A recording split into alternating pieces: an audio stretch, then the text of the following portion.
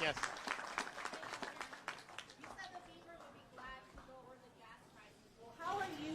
How are you making sure that other gas stations, I mean, they might not be as nice as the Beaver. So that's a good question. So the question is how do you know that most of the companies are going to do this? Well, we talked to Daly's, Gate, a bunch of them throughout the state of Florida, and they all said yes, absolutely. And I think the reason is it makes financial sense for them because they make a lot of money when people come into their store and buy things. I'm one of them. I mean, I buy so much stuff when I go into the gas station. I know probably half the Wawa employees. I know a lot of the Buc-ee people, Buc-ee's, because we come here and we buy things. And so I think that that's what they're going to do. It's also a very competitive market. I mean, you know, if a Buc-ee's is lowering the price and someone across the street is not, well, guess what? He's got almost 100 gas pumps out there. People are going to come here to be able to save because, you know, you fill up a tank, if you're saving 25 cents a gallon, you know, that's a pretty good savings. So I'm confident that people understand it's a good idea and that the consumer will see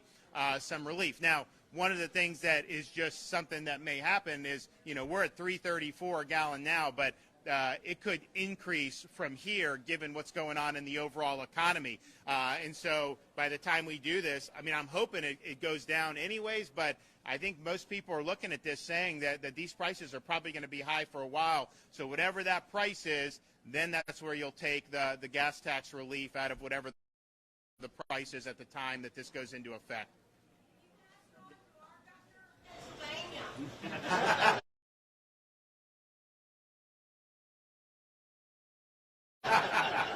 Well, you know, that's what you guys have opportunities to vote every 2 or 4 years. Yes, sir.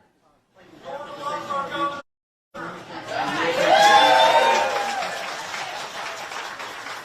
question here is if you're going to reduce the state gas taxes by $1 billion, and we have a dire need, especially right here in Daytona Beach, right here in the LPG area, for more roads. We will fully fund the work program, 100%. And in fact, we probably may even end up having more going in the work program. I mean, we have the resources to be able to meet needs and to be able to do. I would say the one thing that is just an issue because you're seeing it throughout the economy, the inflation hurts us too in the state level because this stuff becomes more expensive. It's harder to get contractors that can do it because they're stretched thin in terms of what they're doing. But in terms of having the resources, we have the resources. And so we'll make sure, you know, I said we're going to do the budget probably the first or second week of December, right before it's due. And you will see a fully funded work program, and we'll make sure we do that.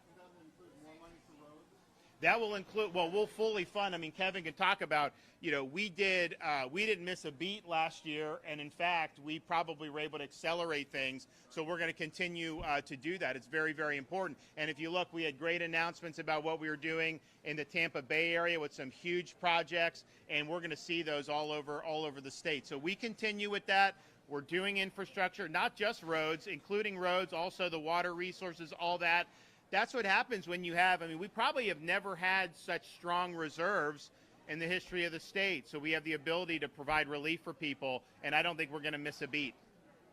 Hey, Governor, when is the next legislative session so people can get an idea of when this issue will be? So it'll be in January, and so we'll be able to meet in January, and we've got a busy agenda, but this will be important. This will be something that I think a lot of Floridians are going to want to see, and I think it'll make a big difference for an awful lot of people. You know, I thought about, we've probably got, how many of you are visiting from out of state back there in the crowd? We got Pennsylvania. Where else do we have? Everyone else local? Georgia, Michigan.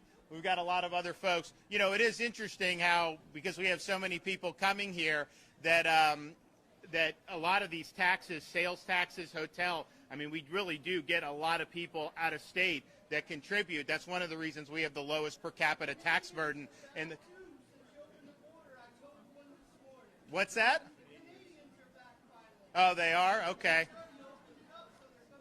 Well, yes. You know, the Canadians, it was interesting throughout this whole time, the Canadians, that we have snowbirds who were here in the last winter, and Yeah, they were not being treated very well in Canada. They weren't even eligible for vaccine.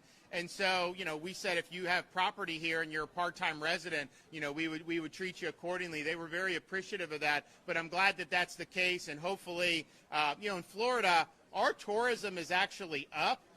But that's without even having the international. I mean, the international's way down because of the restrictions. Domestic is actually up.